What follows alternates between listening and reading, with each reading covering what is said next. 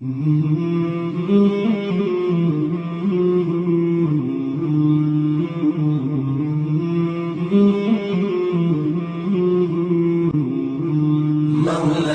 صل وسلم دائما أبدا على حبيبك خير الخلق كلهم.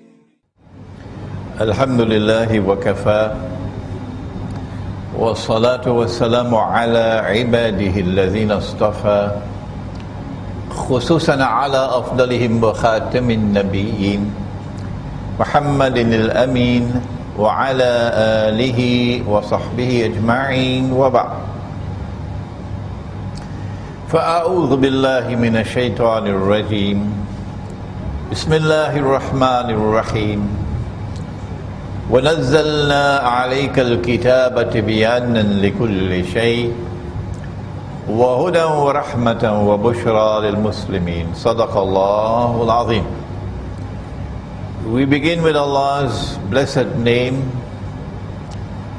We praise Him and we glorify Him as He ought to be praised and glorified. And we pray this night for peace and for blessings on all His noble messengers, and in particular on the last of them all, the blessed Prophet Muhammad sallallahu ta'ala alayhi wasallam. As we assemble here in Masjid Al-Ghufran in Tamantun Dr. Ismail in Kuala Lumpur in Malaysia, to begin, and tonight is the first lecture of what I hope will be several attempts at the subject.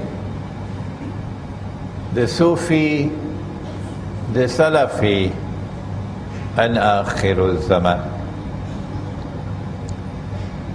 And I want to begin by drawing attention to the fact, whether you are in Surabaya in Indonesia, or you are in Tirana in Albania, or you are in United States or Japan, all around the world today, the evidence is very plain and clear that we are located at perhaps the most dangerous moment in all of history so far. That there has never been in human history a more dangerous moment than this moment now. And I plead for those who are asleep to wake up. For tomorrow it might be too late. If Israel attacks Iran, which can happen at any time, then it should not be difficult for us to recognize that such an attack is most likely to lead to a series of events which will culminate in nuclear war. And that nuclear war is likely to be waged primarily between the NATO alliance. In fact, it should be called the Zionist NATO alliance, and the Russian-led alliance.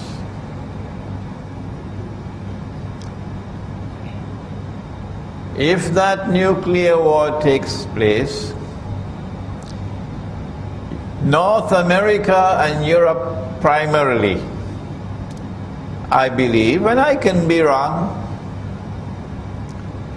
is going to be devastated. And millions, maybe tens of millions are going to die. the world is going to be very different after the first nuclear war in human history.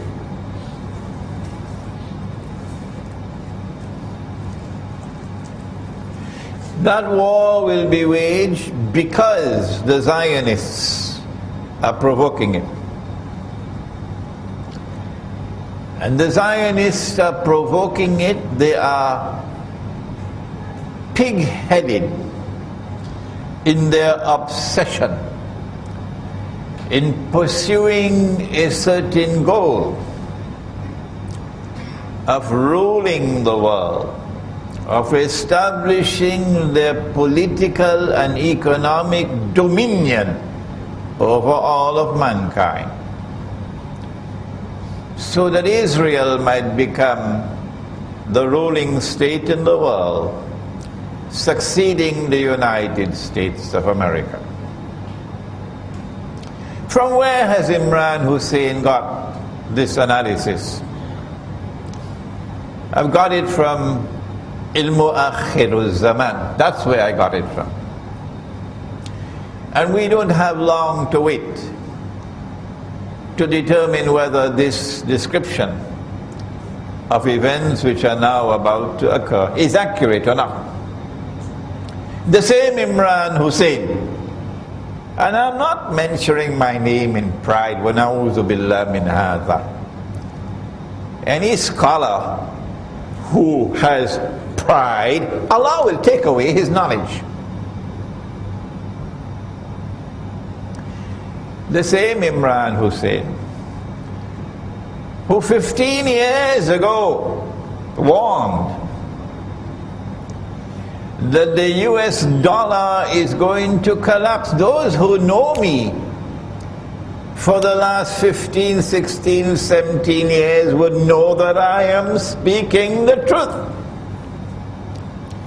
That the US dollar is going to collapse, and that it's going to bring down the American economy, that it is going to bring down all the bogus and utterly fraudulent and haram. Let me repeat it 3-4 times. Haram, haram, haram. Paper money. And there's going to be chaos in the world. And we are now at the doorstep of that. Because if an attack is launched on Iran, within hours the price of oil is going to be rising phenomenally. Is that so difficult to understand? And a phenomenal rise in the price of oil and of gold spells death for the US dollar. Where did I get this knowledge from? I ask you tonight. Was it an angel that was whispering to me 15, 16, 17 years ago that this is going to happen to the US dollar? No. I got it from my study of Islamic eschatology, ilmu akhirul zaman. And so I plead today with the ummah of Nabi Muhammad alayhi salatu wasalam to listen. Listen. We are living in akhirul zaman. We are living at a very dangerous moment in our history, when Israel is going to attempt to replace the United States as the next ruling state in the world. Is this the time for us to be divided and fighting with each other? The Soufi with the Salafi, and the Salafi with the Soufi? When Allah commanded in the Quran, وَاعْتَصِمُوا بِحَبْلِ اللَّهِ جَمِيعًا, hold fast all of you to the rope of Allah, وَلَا تَفَرَّقُوا, and do not be disunited. We cannot unite the whole ummah, but we can try to unite those whose hearts are in the right place. Is this Akhirul Zaman?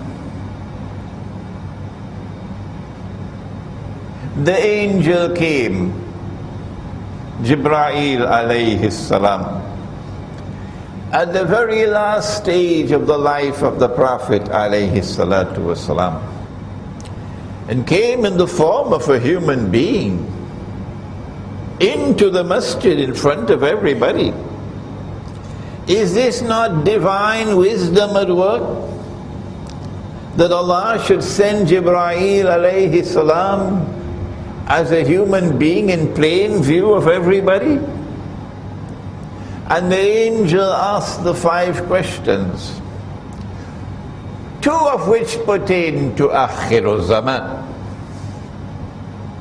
And the last question was, tell me, O Muhammad sallallahu ta'ala alayhi wa sallam, what are the alamatus sa'a? What are the signs of the last hour, of Akhirul Zaman?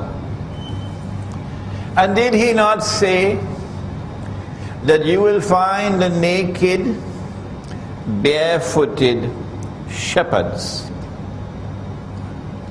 Naked, barefooted, so they're poor. They're poor. And they will be competing in the construction of tall buildings. I wonder where they're going to get the money from. Is it a bank loan? Are the banks going to finance it? Huh? The naked, barefooted shepherds will compete with each other in the construction of tall buildings. And so when you see the skyscrapers appear in Manhattan, and then from Manhattan the skyscrapers are spreading all over the world, and then this one says, I'm going to build the tallest one of all. Was it KLCC? And then that one says, no, I'm going to build a taller one. And then Dubai came along and says, I'm going to beat all of you. And now Jeddah says, wait, you'll see. Huh? Is this not sufficient evidence for the ummah of Muhammad alayhi salatu wasalam that you are living in Akhirul Zaman, and that the resources of the world, the wealth, are now in the hands of foolish people? People who waste and squander wealth in the pursuit of PR projects, public relations projects, to inflate their ego. Yes, there is evidence, startling evidence. Well then, how come we are not paying attention to the subject of ilmu akhirul zaman when the tall buildings are there? Did he not say, sallallahu ta'ala alayhi wasallam, that in akhirul zaman women will be dressed and would yet be naked? Did he not say that? What more are you waiting for to recognize that you are living in Akhirul Zaman? Did he not say, can you sense my frustration? That women will dress like men with the jacket and the trousers.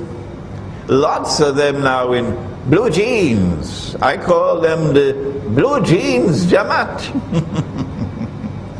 Hijab on top, blue jeans below. that women would dress like men, even with a tie, and that men would dress like women. When men start dressing like women, it's a loss of manhood. What more evidence do we need that we're living in Akhirul Zaman? In Akhirul Zaman, Dajjal wants to impersonate the true Messiah, Nabi Isa alayhi salam. Did the Prophet not say, sallallahu ta'ala alayhi wasallam, that Nabi Isa alayhi salam will return? Yes, he did. And that when he comes back, he is going to come back in the capacity of Hakim, one who rules, and Hakimul Adil, one who rules with justice. When he comes back, there can be no rival to his rule. No. The Security Council of the United Nations cannot impose their authority over Nabi Isa alayhi salam. No, you must be nuts.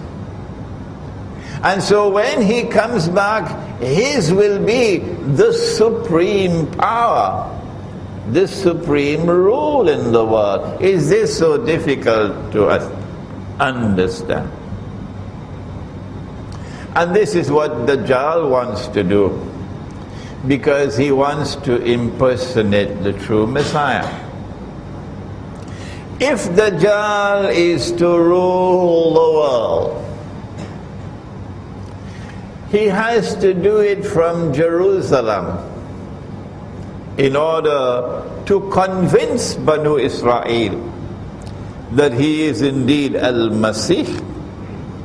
He has to do it from a Jerusalem which is the capital of the holy state of Israel. So he'll have to establish an Israel and claim that this is holy Israel.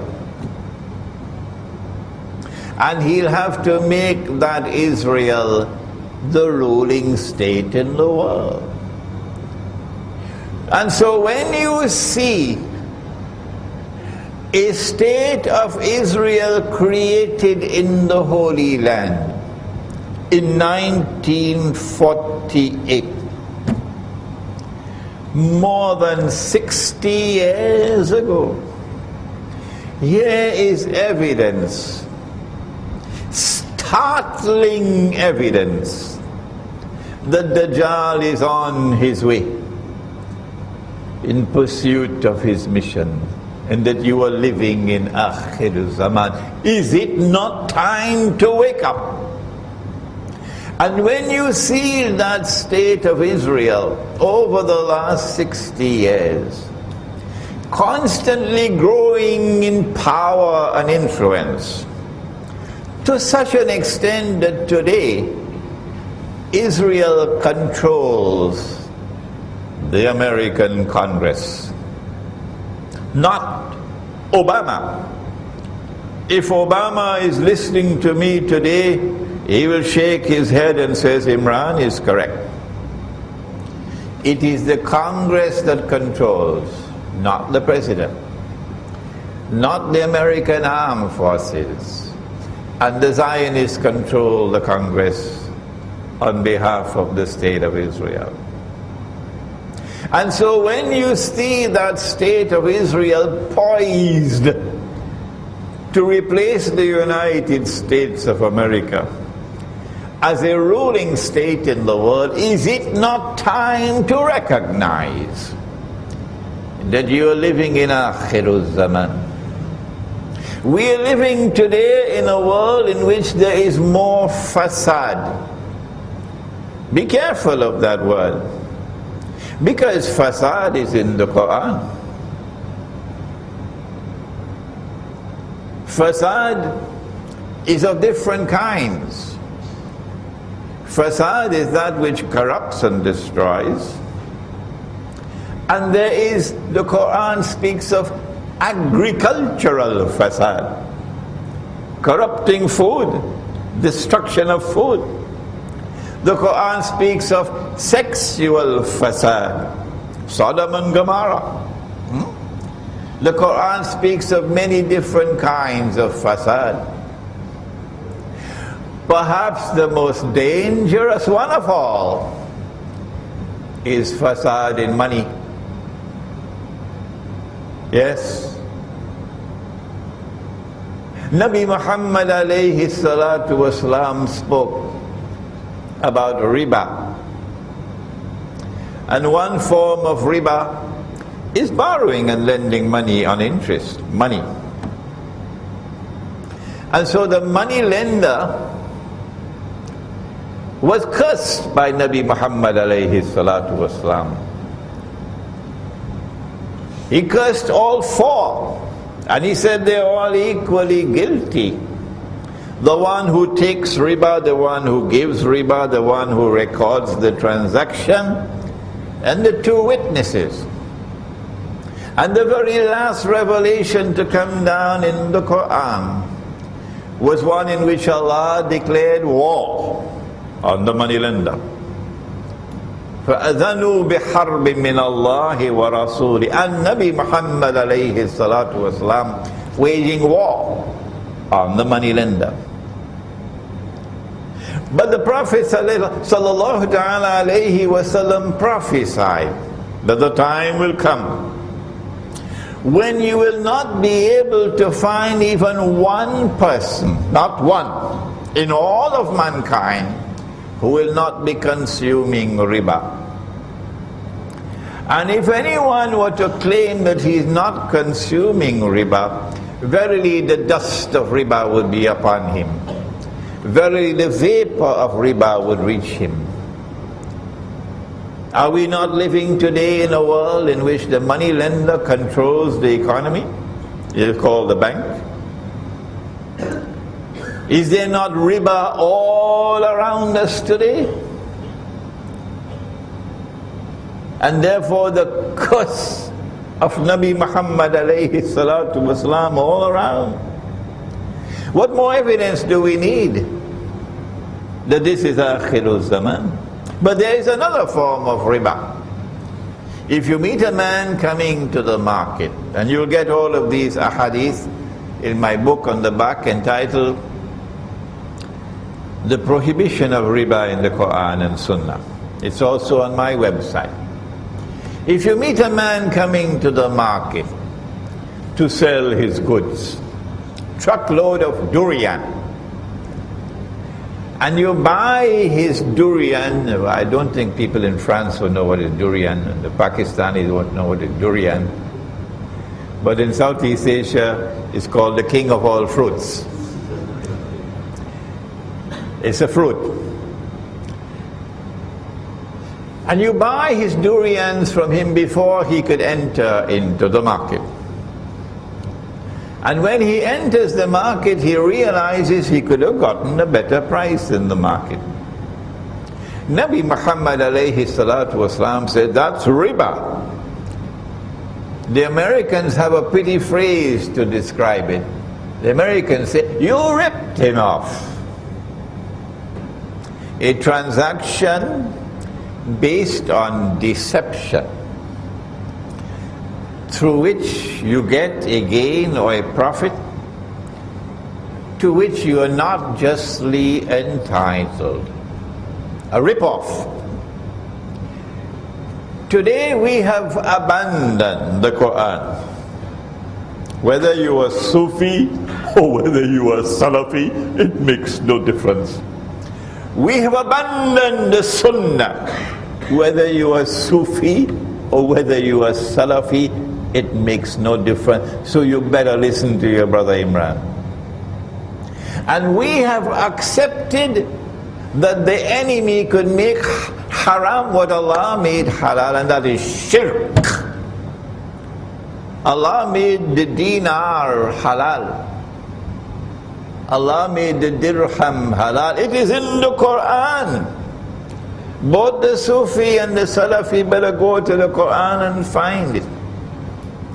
And today the International Monetary Fund has made it haram. Dr. Mahathir didn't know that. He was surprised to find that the Articles of Agreement of the International Monetary Fund, the Zionist International Monetary Fund, prohibit the use of gold as money. And all the Ummah of Muhammad alayhi salatu wasalam, whether you're Sufi or whether you're Salafi, it made no difference. We all accepted that they could make haram what Allah made halal.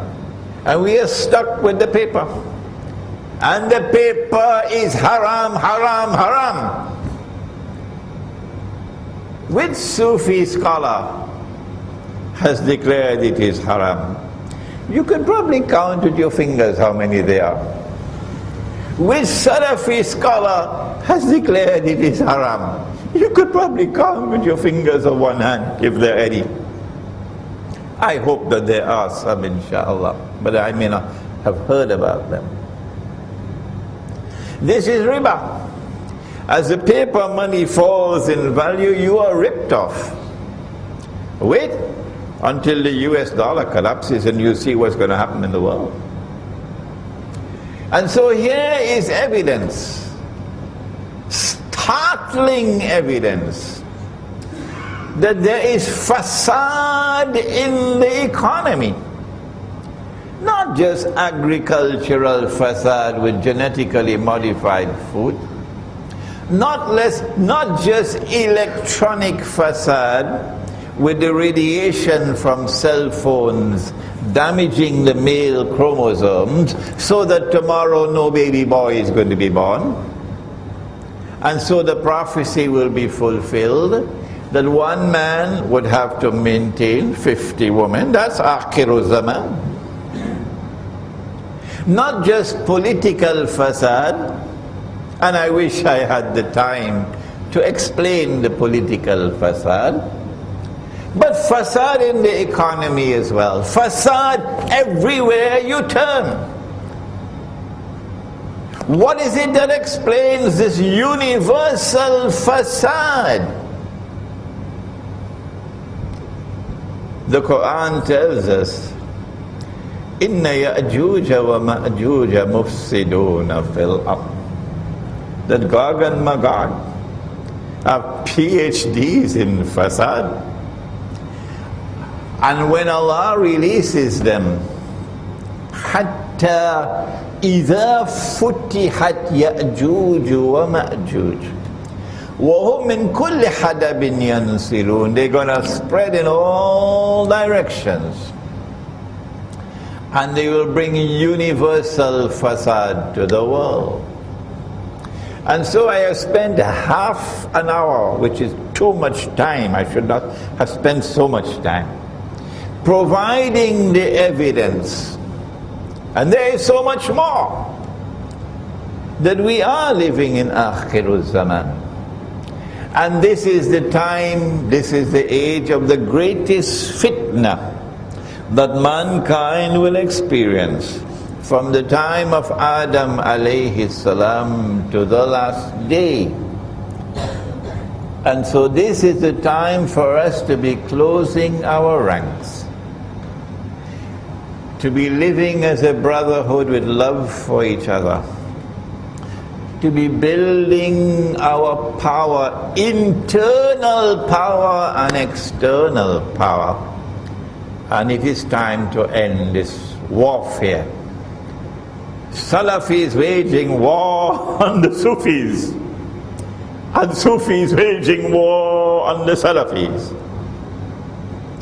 What we plan to do is to define who is the Salafi and define who is the Sufi, and to suggest how is it possible for the Sufi and the Salafi to come together, to live as brothers, and to jointly confront the enemy who is waging war on us. to define the Salafi is easy. He says, I want to live the way of life of the Aslaf, the early Muslims. And the Prophet said, sallallahu ta'ala alayhi wasallam, the best generation is mine. And then the one that comes after me. And then the one that comes after me. ثُمَّ الَّذِينَ يَلُونَهُمْ ثُمَّ الَّذِينَ يَلُونَهُمْ. These three generations are referred to as the Aslaf. And the Salafi says, I want to return to the way of life of the Aslaf. This is something to be respected. This is something to be admired. This is something to be applauded. Particularly when Nabi Muhammad alayhi salatu wasalam warned about Akhiru Zaman. Yushiku, hadith of Tirmizi, Yushiku an ya'ti ala nasi zaman. It will not be long before that time will come. La yabqa min al-Islam illa ismu. When nothing will remain of Islam but the name. Wa la yabqa min al-Qur'an illa rasm. And when nothing will remain of the Qur'an but the traces of the writing. Masajiduhum amiratun wa hiya kharabun min al-huda. In that age, Akhiru Zaman, the masajid are going to be grand structures, but devoid of guidance. Ulama'uhum, and the ulama of those people at that time, the religious scholars of Islam, sharrun nasi mimman tahta adim as-sama min indihim takhrujul fitna wa fihim ta'ud, will be the worst people beneath the sky. From them will emerge that which will be fitna, and they will become the centers of fitna, corrupting the people, bringing about divisions, disunity, a betrayal of the deen. And so the Salafi says, I don't want to go that way. I want to return to the original deen. And this is something commendable.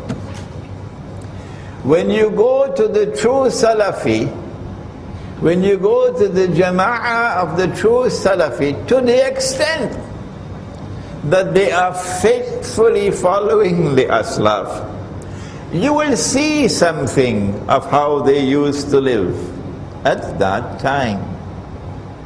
But I asked the Salafi, did the Aslaf use paper money?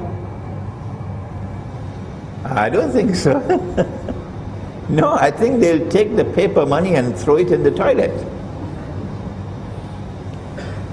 Did the Aslaf go and vote for an Islamic political party, fighting elections under a modern constitution of a modern state, which declares that sovereignty no longer belongs to Allah? That's Egypt, that's Tunisia, that's Libya, that's Turkey. That sovereignty now belongs to the state. And you are going to fight in elections after Mubarak has been removed in conditions that are very suspicious. And you are now going to enter into a marriage with the Egyptian armed forces? And you say you are Salafi? Is this the way of life of the Aslaf? Or should you not be struggling to restore the Khilafah? struggling to restore Darul Islam. And so, yes, it is commendable that you should try to restore the way of life of the Aslaf. But I think you need a little help, because you're not seeing what we are seeing. You are blind. You are blind to the traps which have been laid for you in the modern age. You are following the Aslaf externally. Why don't you look at the Aslaf internally? Did the Prophet sallallahu ta'ala alayhi wasallam not say, and my teacher of blessed memory, Maulana Dr. Muhammad Fadlur Rahman Ansari rahimahullah, taught us when we were students in Pakistan, in Karachi, at the Alimia Institute of Islamic Studies. That's where I learned from him. And he repeated this hadith so often, that Nabi Muhammad alayhi salatu wasalam warned. He said, ittaqu firasat al-mu'min, فَإِنَّهُ يَنْظُرُ بِنُورِ اللَّهِ. Fear the firasa, that wisdom which comes from internal, intuitive, spiritual insight. Fear the firasa of the mu'min. For when he sees with the nur of Allah. And that is Sufi. That is tasawwuf. And it is time for the Sufis to be reminded about that. Because they are also using the same paper money. And they are also voting in elections. Every election they are voting. And yet they say we have the right Islam, and those fellows, they are wrong. What is Sufism? We have just another 2 minutes to introduce the subject of what is Sufism. The angel came and asked 5 questions. Do you remember? Number 5 was the alamat as-sa'a, the signs of the last day. But question 1 was, what is Islam? And question 2 was, what is Iman? And then question 3 was, what is al-ihsan? And we heard an answer we never heard before. First time we ever heard this. When the Prophet said, alayhi salatu wasalam, that al-ihsan is an ta'abud Allah ka'annaka tarah. That you should worship Allah, that you should serve Allah as though you were seeing Him. But it is not possible to see Him with these eyes. Lan tarani, says Allah in the Quran. Lan tarani, not with these eyes, you can never see me. But yes, with the heart you can see. فَإِنَّهَا لَا تَعْمَى الْأَبْصَارِ, says Allah in the Quran. It's not these eyes that are blind. وَلَكِنْ تَعْمَى الْقُلُوبُ الَّتِي فِي الصُّدُورِ. What is blind is the heart which is inside your chest. When faith enters into the heart, then nur enters into the heart. And then the heart can see what otherwise cannot be seen. That is Sufism. That is tasawwuf. And that is the highest stage of religion. Personally, I wish the word Sufism had never been invented. My life would have been easier. That we never had the word tasawwuf, my life would have been easier. All that we needed is al-ihsan, to be able to see with the heart that worships Allah what otherwise cannot be seen. Let us now interrupt for the azan of Isha. Bismillahi awwaluhu wa akhiruh. I wish that the word tasawwuf had never been invented. That the word Sufism, which is an English word, had never been invented. Life would have been easier. We didn't need these terminology when we had the word al-ihsan. Al-ihsan is to worship Allah and to serve Allah as though you are seeing Him with the eye of your heart. فَإِن لَمْ تَكُنْ تَرَهُ فَإِنَّهُ يَرَكَ. If you have not reached that stage as yet where you can see with the internal eye and worship Him, then at least this you should recognize that He is seeing you. And so the heart can see, but the heart can only see when there is faith. And the heart can see only when there is nur in the heart. And in Ayatun Nur, which is ayah number 35 of Suratun Nur, surah number 24, Allah says, بعد أعوذ بالله من الشيطان الرجيم يهدي الله لنوره من يشاء. Allah guides to His nur whomsoever Allah chooses. So it is Allah to choose. No, we can't choose. There is no way by which we can learn and get the nur. It is when Allah chooses a servant, He will give to that servant nur. And with that nur, he'll be able to see what otherwise cannot be seen. اتقوا فراسة المؤمن فإنه ينظر بالنور الله. And Nabi Muhammad alayhi salatu wasalam warns, he warns. Fear, the firasa, the wisdom built on internal intuitive spiritual insight. Fear the firasa of that mu'min. Fear it. Who when he sees with the nur of Allah. What is the status of that nur? Let me take the discussion one step further, and what an important step it is.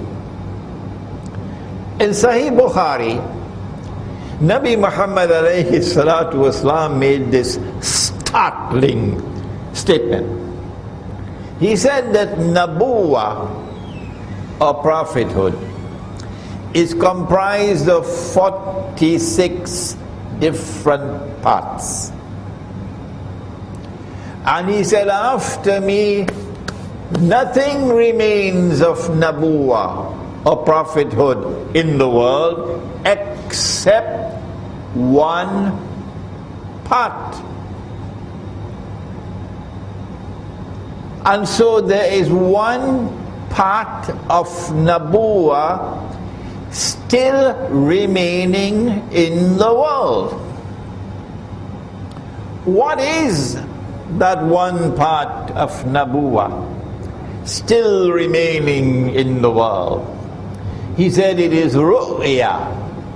Ru'ya sadika, ru'ya saliha.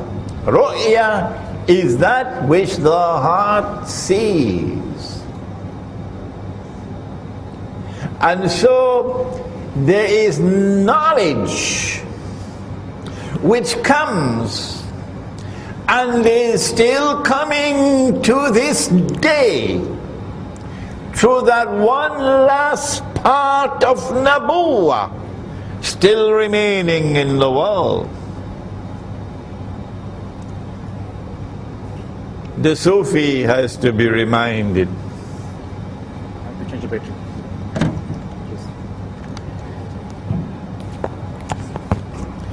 The Sufi, our brother, the Sufi has to be reminded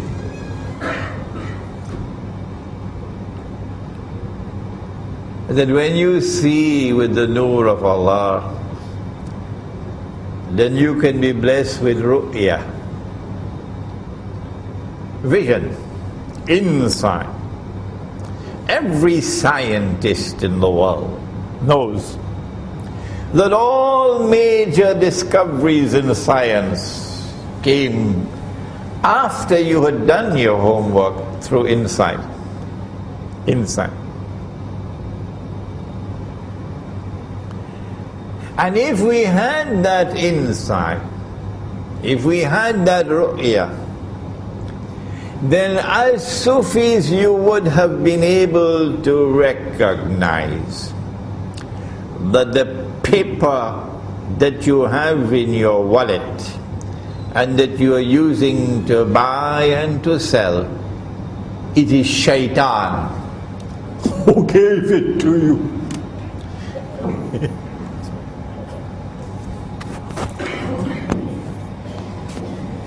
And shaitan was working, and he was also drawing overtime pay. Shaitan was working for Dajjal. And the paper money that you have in your pocket is Dajjal's money in your pocket. And so it's time to wake up. If you say you are Sufi, it's time to wake up and ask, well, how come I was taken for a ride?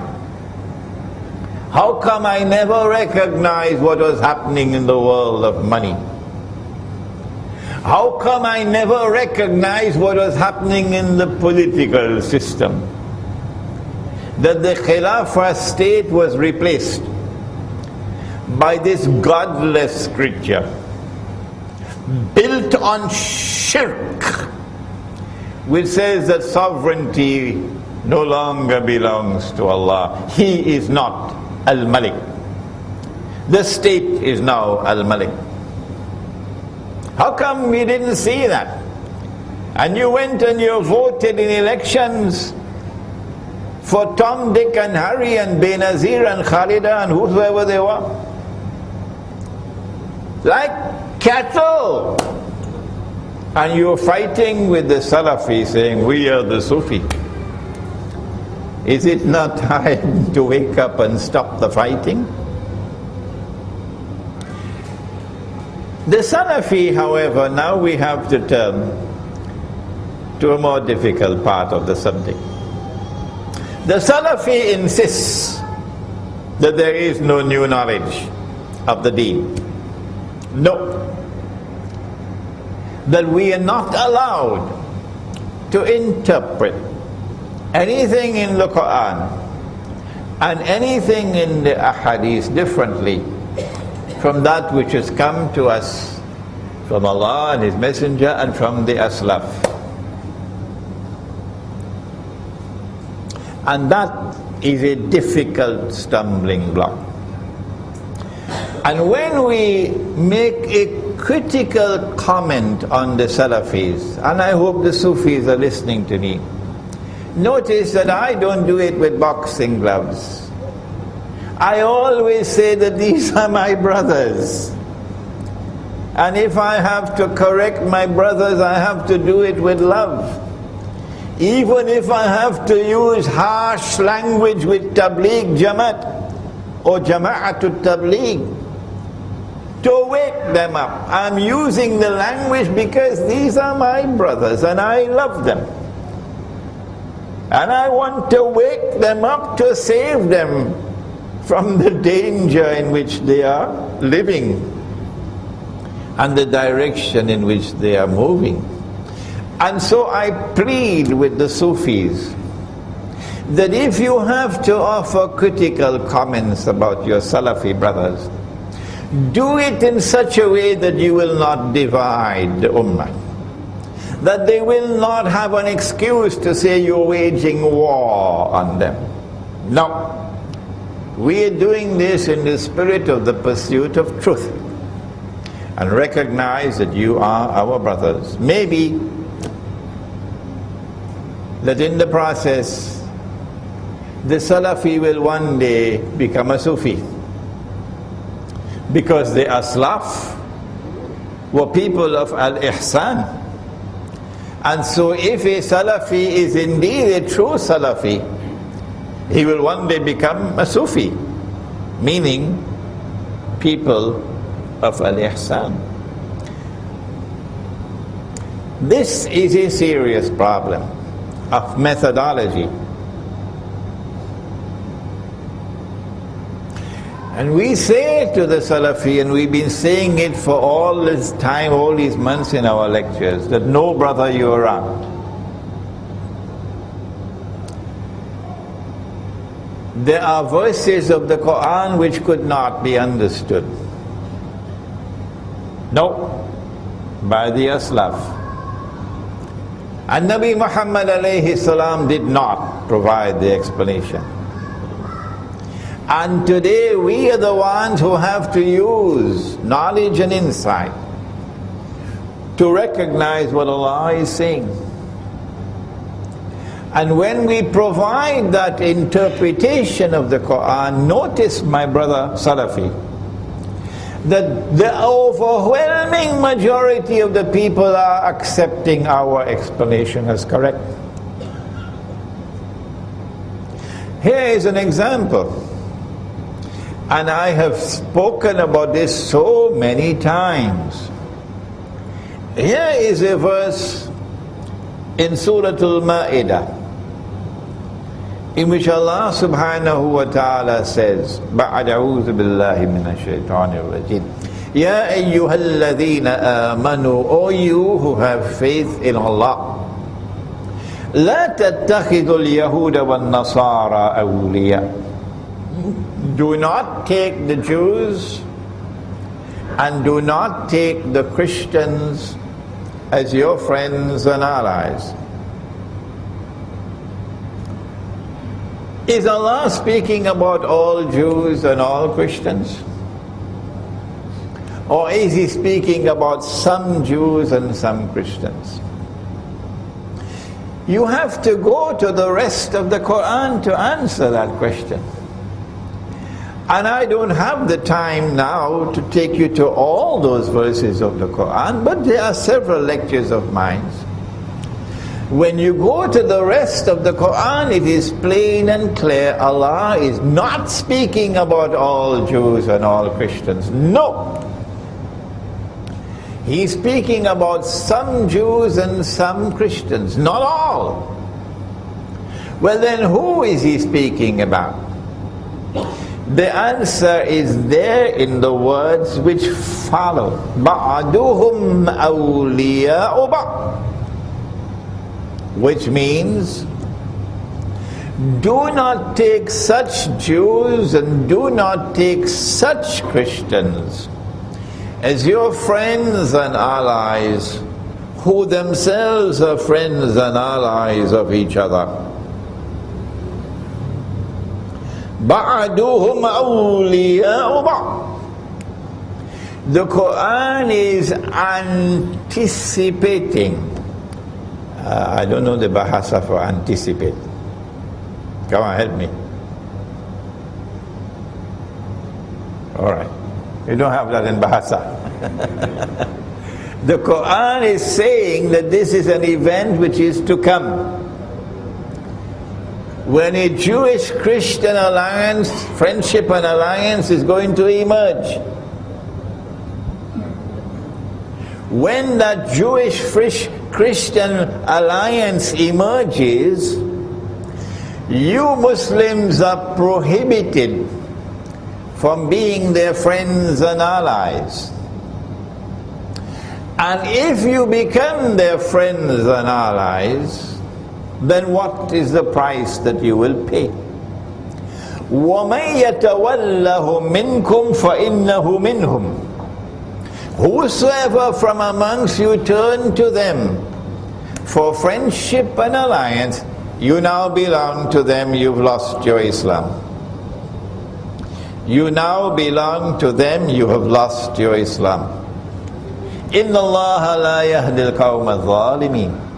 Surely Allah will not provide guidance for a people whose trademark is zulm. A people who oppress, a wicked people, an unjust people. This explanation of the ayah which I have just given is new. It's new. It's not there in the time of the Salaf, the Aslaf. But because it was not there in the time of the Aslaf, does it mean that I don't have the right to interpret the Quran as I've just done? The answer is that the overwhelming majority of those who have heard this explanation have accepted it. And so it's time for you to wake up. Your methodology is defective. So many of our people today who are Salafi are joining with NATO. NATO is the Zionist NATO military alliance, working on behalf of Israel, working on behalf of the Judeo-Christian alliance, the Zionist alliance, NATO. And yet you come with an Islamic movement in Libya and you make an alliance with NATO to overthrow the Libyan government. And then you want to argue with me that Gaddafi was a dictator, he was this, he was that, he was this, he was that, he was this, he was that. Stop wasting my time, you fool! I have to use this harsh language because you've lost your Islam. You don't even know that. You are so blind, you don't even know you've lost your Islam. When you reach in your grave, you remember me. This is the Quran.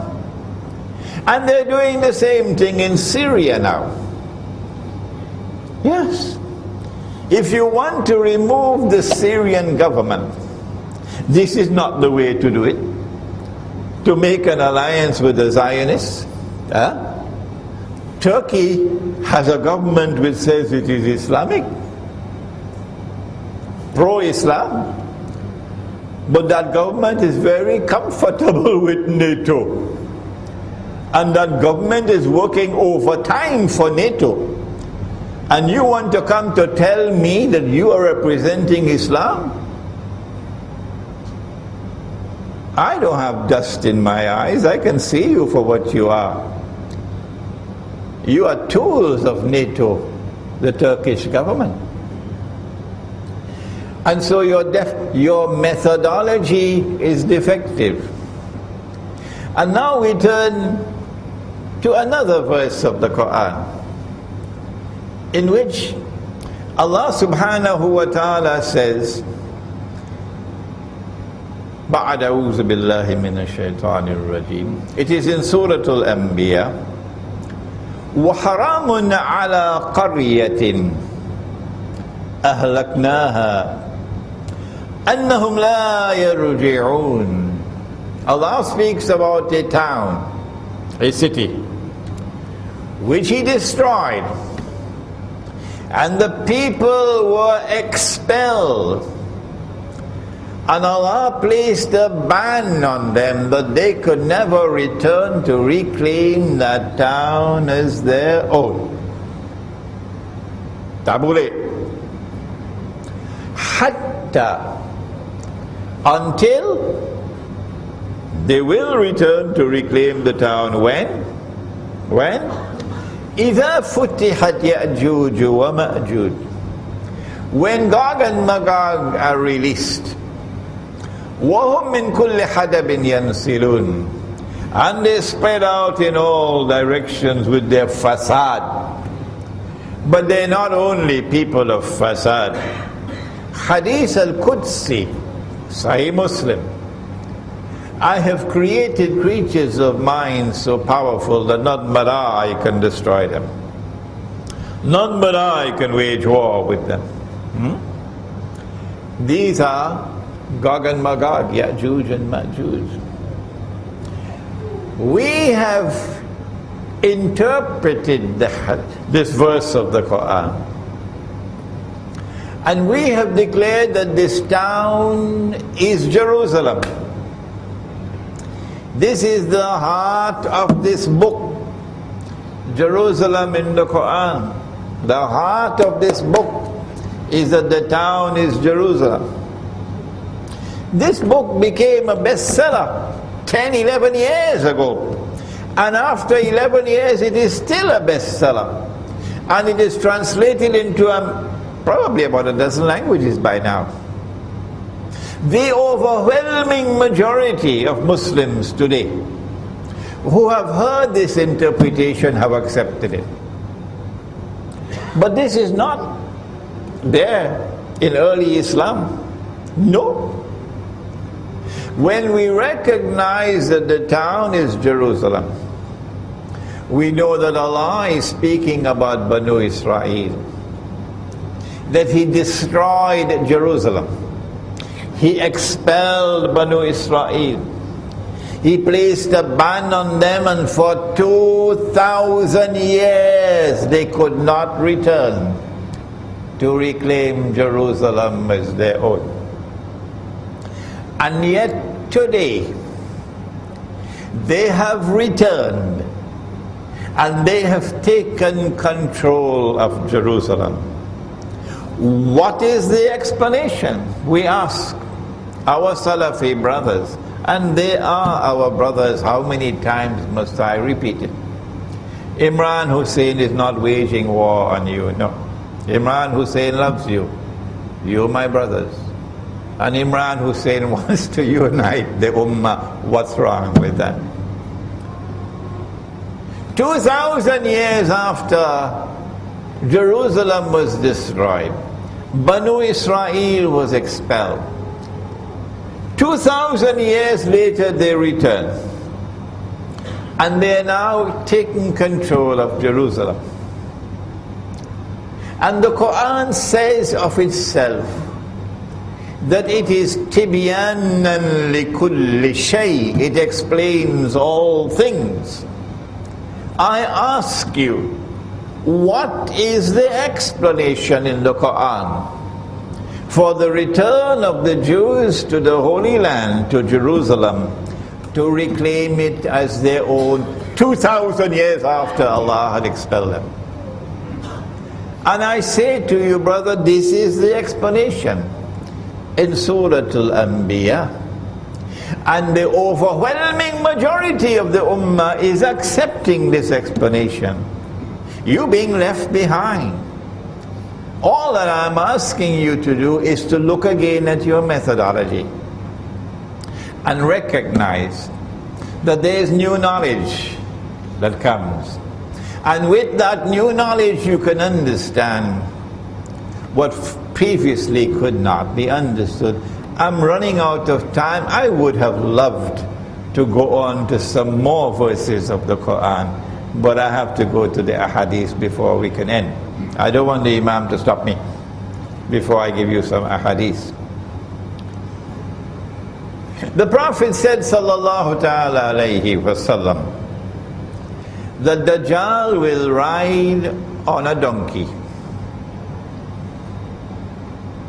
The donkey would travel as fast as the clouds. The donkey will have his ears stretched out wide. We have interpreted the hadith to say that that donkey is already here. That flying donkey is already here. It's the modern aircraft. And the overwhelming number of Muslims out there who listen accept that this is correct.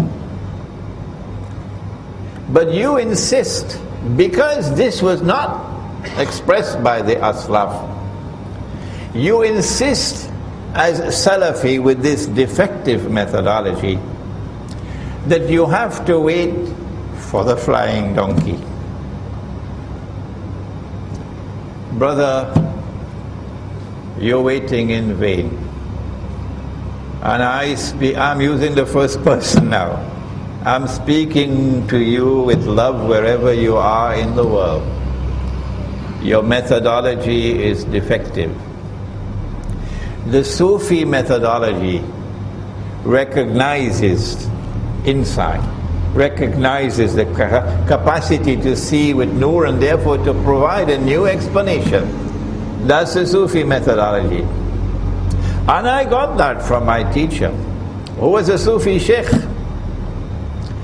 I'm going to come back to that in a moment, inshallah. The Prophet said one more hadith, just one more. There's so many more, but only one more. I know you would enjoy if I were to take so many verses of the Quran and so many ahadith, but look at the time. The Prophet said, sallallahu ta'ala alayhi wa sallam, Sahih Bukhari, Sahih Muslim, that the river Euphrates will uncover a mountain of gold. A mountain rises high up in the sky. Mountain is not a hill. A mountain rises high up in the sky. And so a mountain of gold is going to be a large amount of gold rising high up in the sky and coming out of the river. We have interpreted this using insight. And whenever we offer an interpretation, we say Allah knows best. Allah knows best. So our interpretation should not be a cause for fighting and disunity. No. You can differ with me, and yet we are still brothers. I say that he said that the believers must not touch that gold.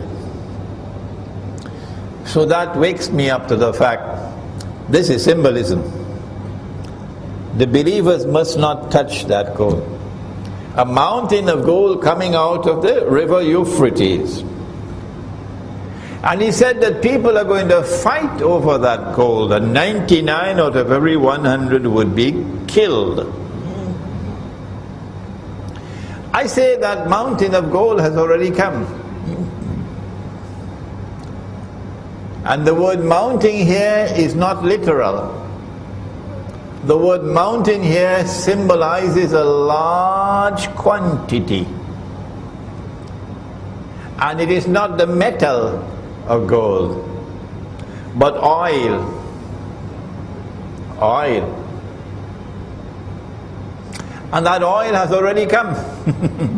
The last 100 years have been the years of that oil, from that oil basin by the river Euphrates. But why would he describe oil as gold? You need insight here. The answer is that that oil has functioned as gold for the last 40 years, since September 1971. While the ulama of Islam have been eating roti canai and drinking teh tarik. If you have tears to weep, weep. Because he's telling us that that oil is going to be used to function as gold. And that is what happened these last 40 years. The US dollar could never have survived, could never have done all the wickedness that it did these last 40 years if the US dollar had not become a petrodollar. What is a petrodollar? A petrodollar is oil functioning as gold. Gold is money. Gold is money with intrinsic value. Oil has intrinsic value. So in 1971, this is going to take me 15 minutes to explain, so let me not do it. The US dollar became a petrodollar. Maybe some other time I'll explain to you what happened with King Faisal, with the oil boycott in 1973-74, the oil boycott.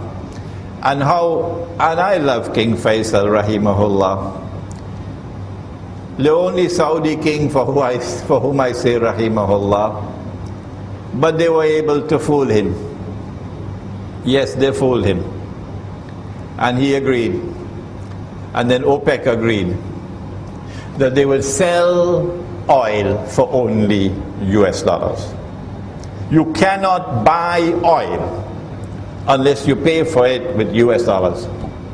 And that's when the US dollar became a petrodollar.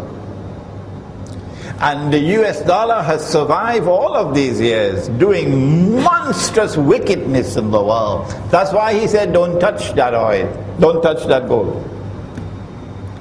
Because the US dollar became a rope around our neck while we were eating roti canai and drinking teh tarik. What will Nabi Muhammad alayhi salatu wasalam do with both the Soufi and the Salafi who've been equally blind?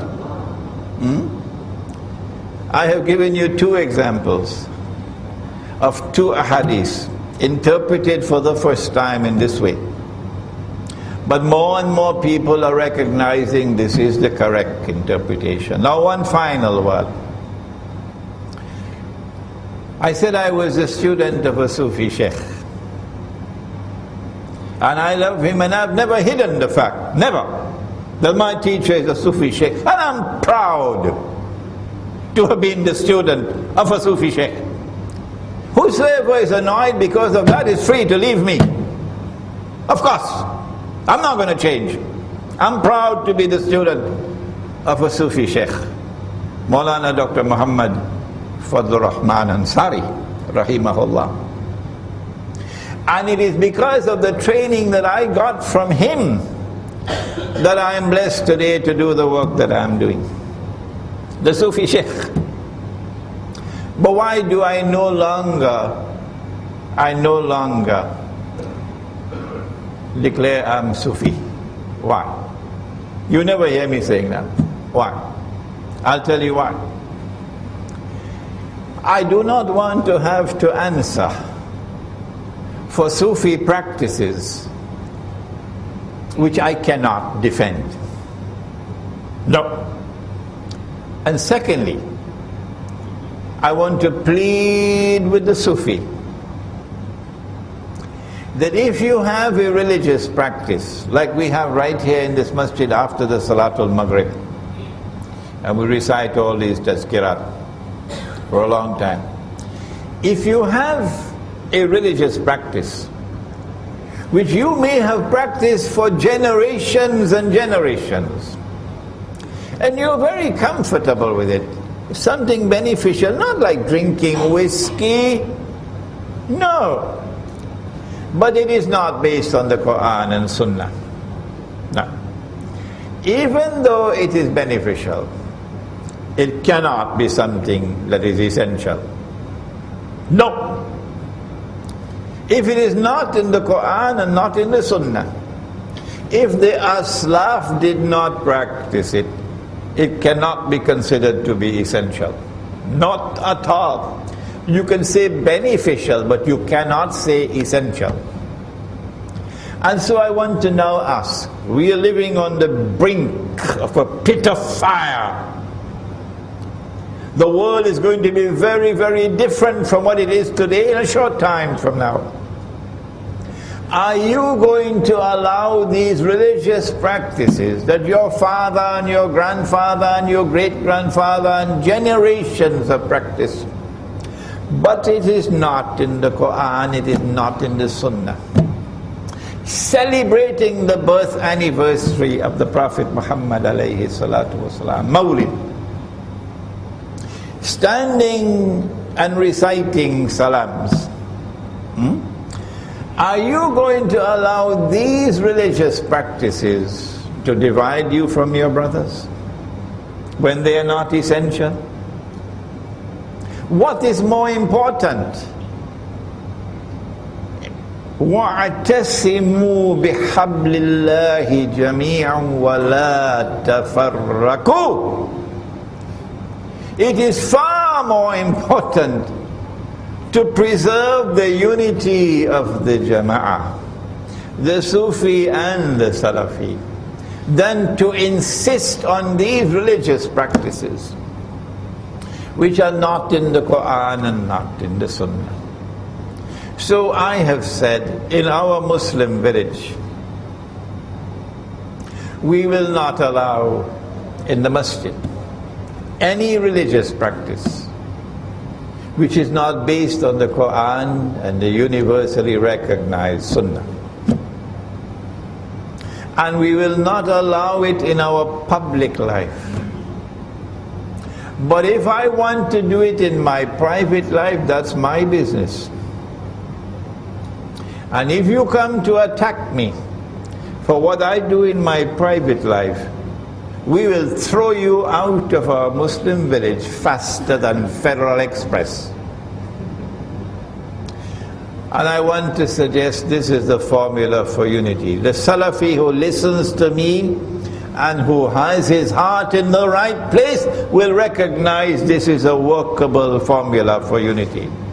The Sufi who listens to me and who has his heart in the right place would recognize that this is a workable platform, a workable formula for unity. And so now we end by reminding that we are living at a moment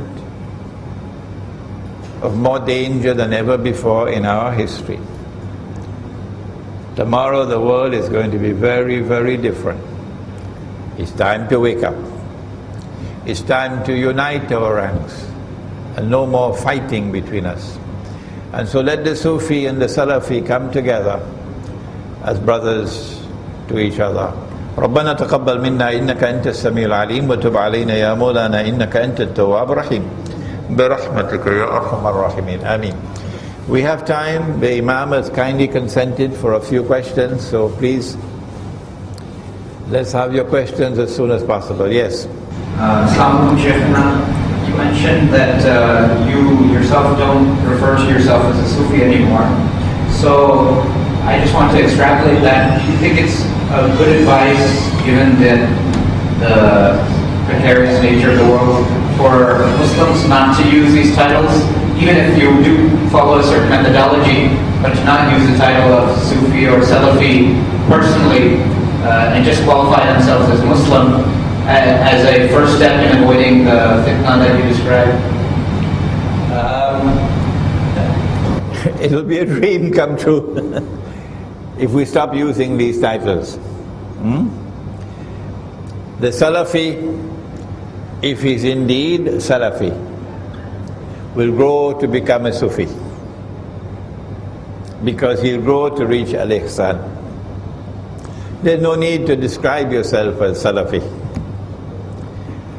The Sufi, if he's indeed a Sufi, would have that ihsan, that capacity to see, and would recognize the reality of the world today, and therefore the imperative of Muslim unity, to unite our ranks. If we get rid of the labels, it will be helpful. My teacher, Maulana Dr. Fadlur Rahman Ansari rahimahullah, used to stand up.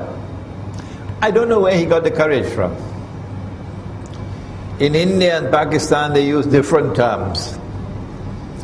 He said, I am not Deobandi, and I am not Brelvi, and I am not Ahle Hadith, and I am not Wahhabi, I am a Muslim. Those are golden words, and that's what we need for today. Any more questions? What is the greatest danger of riba? The hellfire. The hellfire. The hellfire. Because Nabi Muhammad alayhi salatu wasalam cursed The one who is, don't mind if I mention it, he's working in a bank now, but he says, I'm going to get out of the job soon. MashaAllah, MashaAllah, MashaAllah. The others who are working in banks should follow his example. Get out of that job. You're working for the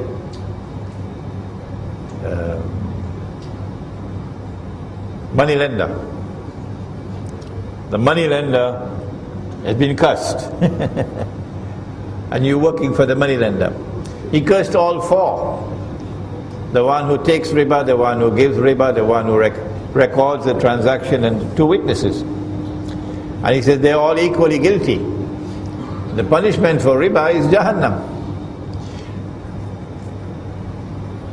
The other danger of riba, both the money lending, when the money lender lends you money, sometimes he lends you money because he wants to become rich. But when the Zionist lends you money, that's not why he's lending it to you. The primary reason why he's lending money to you is because he wants to enslave you. And he's already enslaved Indonesia. And our daughters and our sisters from Indonesia are now slaves all around the world, all around this region, slaves, working for a wage that is the wage of a dog, oppressed. He wants to enslave you. That's why he's lending you money on interest. He wants to reduce you to a state where you are immobile. You are so poor and destitute that you cannot resist his oppression. No. So riba has been used as an injection that injects poison into you. And when you've been injected with that injection, you become paralyzed. That's the price we pay, the danger of riba. Any more questions?